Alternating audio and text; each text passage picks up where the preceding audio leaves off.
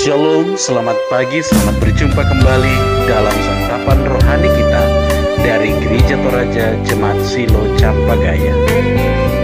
Kita akan membaca dan merenungkan firman Tuhan. Mari kita memohon tuntunan Tuhan di dalam doa. Kita berdoa. Kami bersyukur Tuhan untuk hari baru yang Tuhan anugerahkan bagi kami. Kami mendasari seluruh kehidupan, rencana pekerjaan kami sepanjang hari ini dalam persekutuan dengan Engkau untuk membaca dan merenungkan firman-Mu. Ya Roh Kudus, terangilah hati dan pikiran kami, supaya kami memahami firman-Mu, kami menghayatinya dan kami melakukannya dalam kehidupan kami setiap hari. Berbicaralah Tuhan, kami siap mendengarkan firman-Mu. Amin.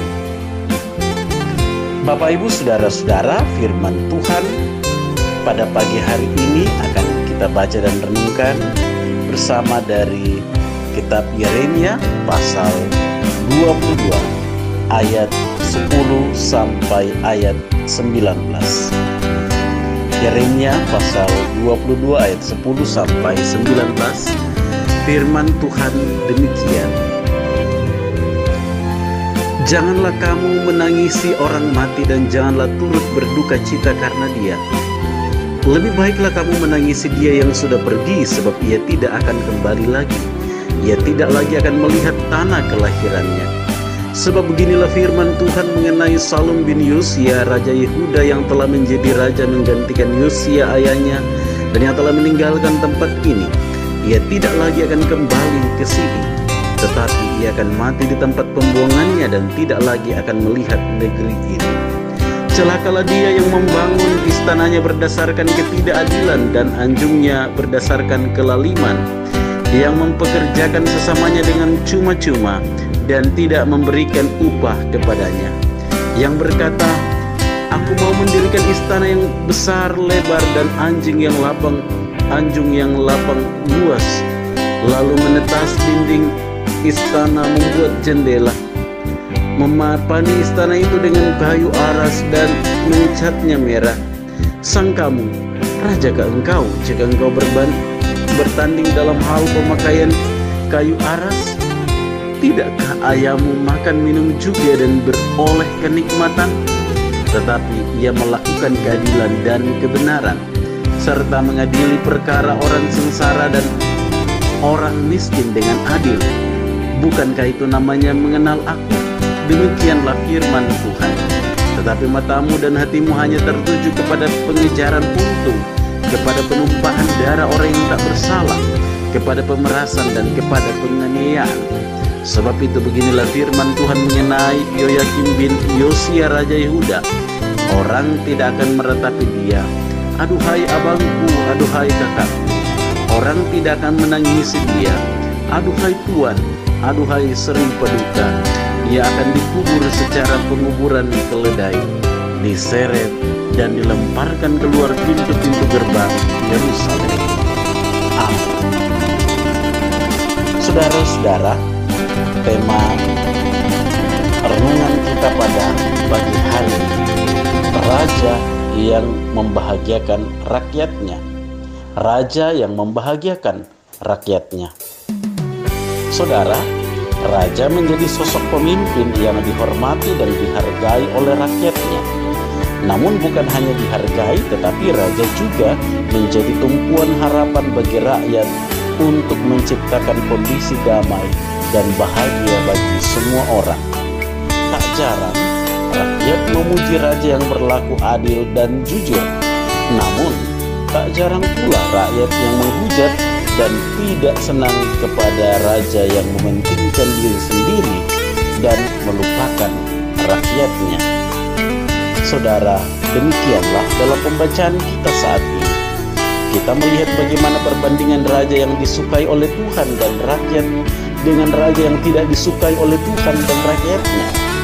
Raja Yosia menjadi gambaran raja yang peduli kepada rakyatnya dan juga saleh dan taat kepada Tuhan.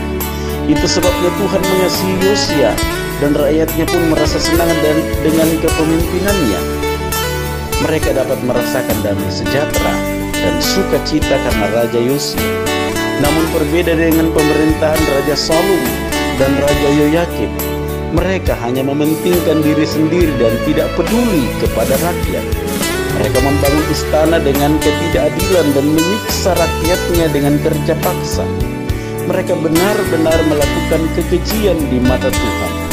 Mereka lupa bahwa jabatan yang mereka terima adalah alat untuk memuliakan Tuhan dengan menciptakan kebahagiaan bagi rakyatnya. Pada akhirnya, Tuhan menghukum mereka dengan menubuatkan kematian kepada kedua raja tersebut.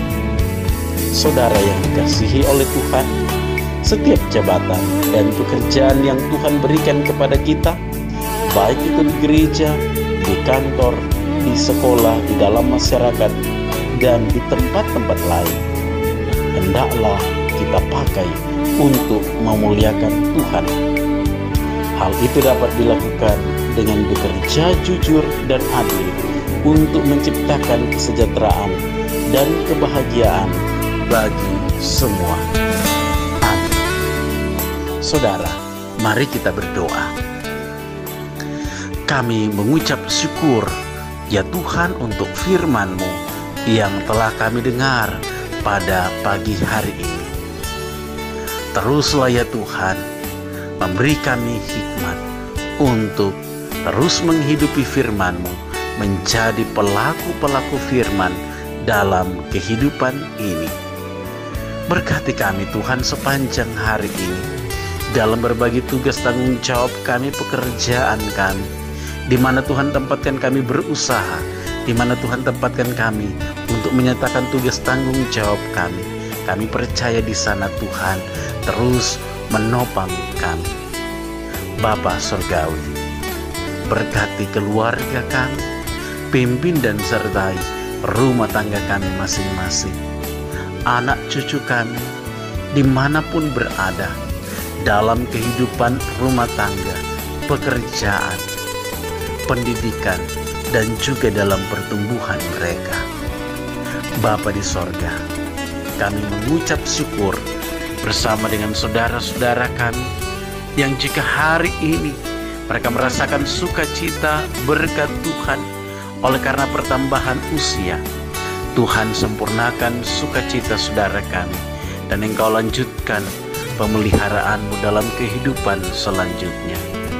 Jikalau ada saudara-saudara kami yang bersukacita karena merasakan berkat Tuhan yang lain, Tuhan sempurnakan sukacita saudara kami. Kalau hari ini kami menjalani kehidupan dengan menjumpai pergumulan, menghadapi persoalan, yakinkan kami Tuhan, teguhkan iman percaya kami kepadamu, bahwa Tuhan tidak pernah meninggalkan kami, bahwa Tuhan terus menopang dan menuntun perjalanan kehidupan kami ini. Bapa di sorga, ini doa kami, ini pengharapan kami, syukur kami, ampuni dosa kami, dan layakkanlah kami untuk menjalani hari ini. Di dalam nama Tuhan Yesus kami bermohon kepadamu. Amin. Bapak Ibu Saudara-saudara, demikian persekutuan kita dalam santapan rohani kita. Selamat pagi, selamat berkarya. Tuhan Yesus memberkati kita sekalian. Shalom.